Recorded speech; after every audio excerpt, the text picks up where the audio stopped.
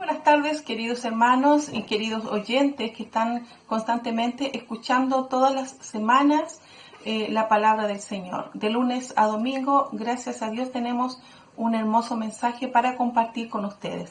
Hoy quiero que vayamos a leer juntos el libro de Eclesiastés, capítulo 7, verso 10, verso 14. Vamos a ver algunos versículos de la Biblia que nos van a bendecir. Lo leo en el nombre del Padre, del Hijo y de su Santo Espíritu. Amén. Nunca digas, ¿cuál es la causa de que los tiempos pasados fueron mejores que estos? Porque nunca de esto preguntarás con sabiduría. Verso 14. En el día del bien, goza del bien, y en el día de la adversidad considera.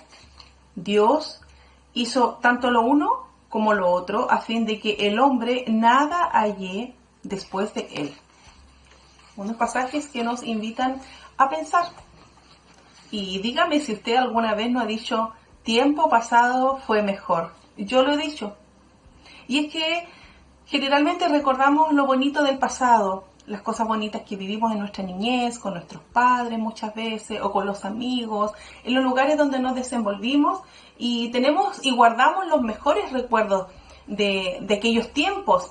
Y cuando estamos un poquito complicados, o estamos con alguna tristeza, o viendo los embates de la vida, decimos, en realidad antes era todo mucho mejor.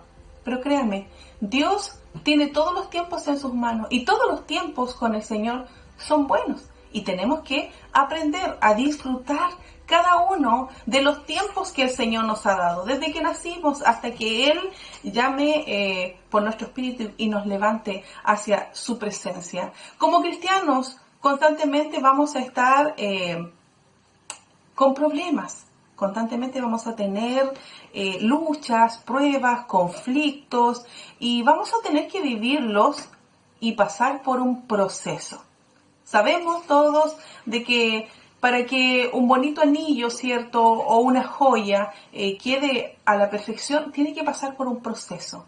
Usted lo ha leído quizás, y en la Biblia también hace referencia de ello, que tiene que sacarse todo, las impurezas, para que por fin brille el oro puro. Me gustaría que usted pudiera ver alguna vez el proceso del oro y cómo sale de la tierra y todos los procesos que debe pasar para luego lograr ser aquello tan deseado, tan brilloso, tan útil y de tan alto valor como las piedras preciosas. Ahora, ¿qué es un proceso? Es un conjunto de situaciones que tenemos que vivir y que se desarrollan en nuestra vida por un largo o un corto periodo de tiempo. Y el proceso en algún minuto va a decantar, en algún minuto tiene que terminar para que salga a la luz justamente el propósito. Y nosotros como cristianos, ¿qué proceso debemos vivir? A lo mejor usted está pensando, yo estoy viviendo un proceso, yo estoy pasando algo, yo estoy pasando una prueba, yo estoy viviendo una dificultad. Eso es un proceso de vida. Todo ayuda para bien. La palabra del Señor dice que a los hijos de Dios todas las cosas le ayudan a bien. Esto es, a los que conforme a sus propósitos son llamados. Entonces, si usted tiene un propósito, el Señor tiene un propósito para usted, va a ser probado. Va a tener que pasar como el oro en el crisol, y va a tener que ser refinado, y vamos a tener que pasar, nos guste o no, un proceso de refinamiento para que salga a la luz el verdadero Hijo de Dios, para que cuando el Señor venga por nosotros nos encuentre listos y preparados. Vamos a estar siendo probados hasta el último respiro de nuestras vidas, hasta el último tiempo. Así es que no nos asustemos cuando venga alguna cosa, como dice la Escritura, no nos exaltemos cuando venga algún tipo de mal, sino solamente creamos que el Señor jamás nos va a dejar. ¿Puede decir amén conmigo? Amén. El Señor jamás va a dejar a sus hijos, jamás nos va a dejar. Ahora, como les decía, ¿qué tipo de procesos puede vivir un cristiano?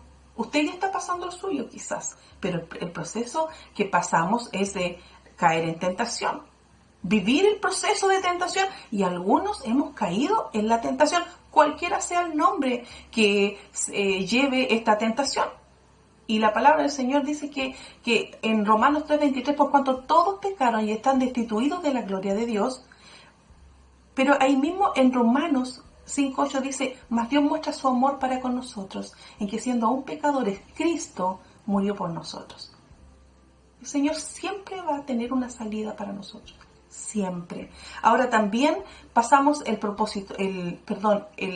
un proceso de la duda.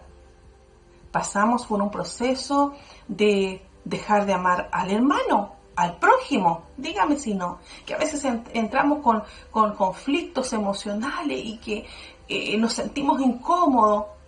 Y el Señor también habla sobre eso. Ahí en el libro de Juan, Primera de Juan, capítulo 2:9, yo lo quiero leer. Y dice que si nosotros no amamos al hermano que lo vemos, ¿cómo podemos amar al Señor que no lo vemos? Primera de Juan, capítulo 2:9, dice, el que dice que está en luz y aborrece a su hermano, está todavía en tinieblas. El que ama a su hermano permanece en la luz y en él no hay tropiezo, pero el que aborrece a su hermano está en tinieblas y anda en tinieblas y no sabe a dónde va porque las tinieblas le han cegado. Es un proceso que innegablemente muchos hemos vivido, de sentir que a lo mejor no estoy calzando con mi hermano, ya sea carnal o espiritual.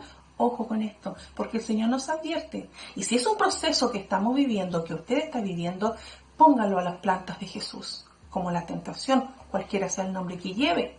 Tenemos que llevarlo a las plantas del Señor para que podamos salir victoriosos de estas cosas que nos pasan y es normal que nos pasen. También pasamos el proceso de ser seducidos por lo terrenal, que nos gusten más las cosas terrenales que las cosas espirituales, que corramos a la hora que se nos llamen para algo que no es de crecimiento espiritual, pero cuando se trata de las cosas del Señor ponemos tropiezos, ponemos el tiempo, ponemos excusas. Y mire lo que dice la palabra del Señor, ahí mismo en Primera de Juan, capítulo 2, verso 15, no améis al mundo ni las cosas que están en el mundo. Si alguno ama el mundo, el amor del Padre no está en él. Porque todo lo que hay en el mundo, los deseos de la carne, los deseos de los ojos y la vanagloria de la vida, no provienen del Padre, sino del mundo. Entonces, nosotros como cristianos a veces nos vemos seducidos por estas cosas y Dios nos ayude. Vayamos a la palabra, busquemos la ayuda del Espíritu Santo y seamos honestos y le decimos, Señor, yo estoy pasando esto. Siento que esto me está pasando a mí, pero lo pongo a tus plantas para que tú pongas en mí el querer como el hacer, por tu buena voluntad. Amén. También en nosotros está el ser, como decía recién, seducidos por lo terrenal, pero también hay cosas que nos seducen o que nos bajonean o que nos tiran para abajo, como la traición, como las separaciones, los conflictos matrimoniales, los conflictos familiares. Tienen muchos nombres los conflictos familiares. Los duelos, ya sea por la pérdida de un padre, de una madre, un abuelo, un hermano, una hermana, un amigo, un compañero. Hermano, cualquier duelo que nosotros vivamos tiene su tiempo.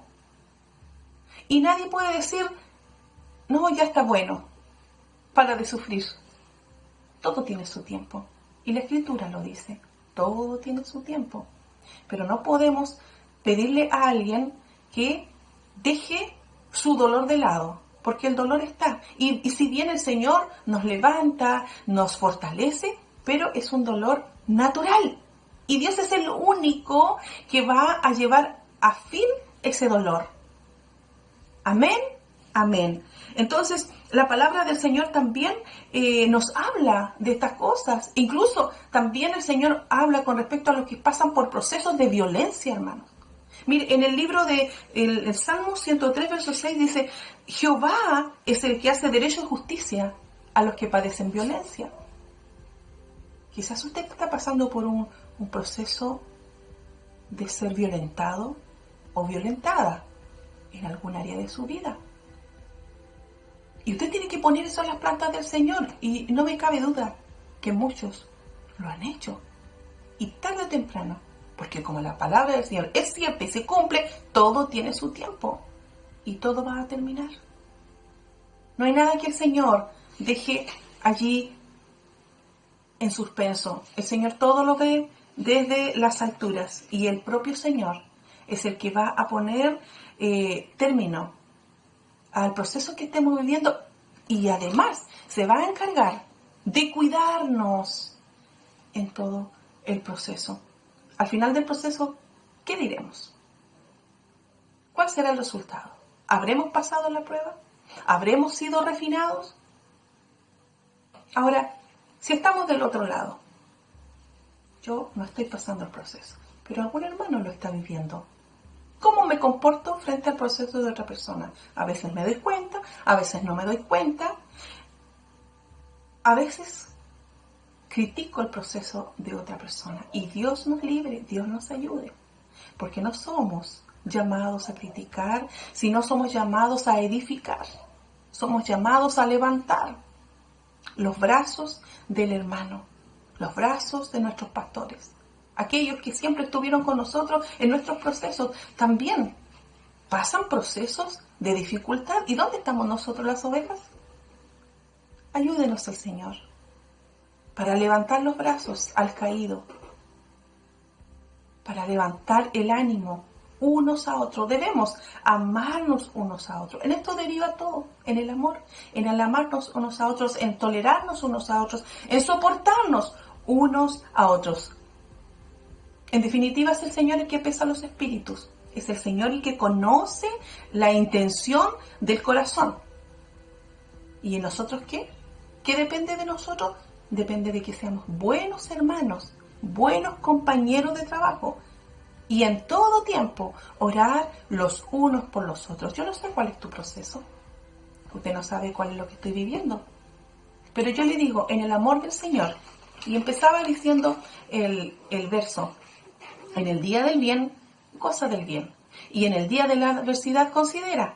Dios hizo tanto lo uno como lo otro, a fin de que el hombre nada halle después de él. ¿Se da cuenta? El Señor es el alfa y la omega, el principio y el fin. Y en toda nuestra vida nos sustentará con la diestra de su justicia. El Señor le bendiga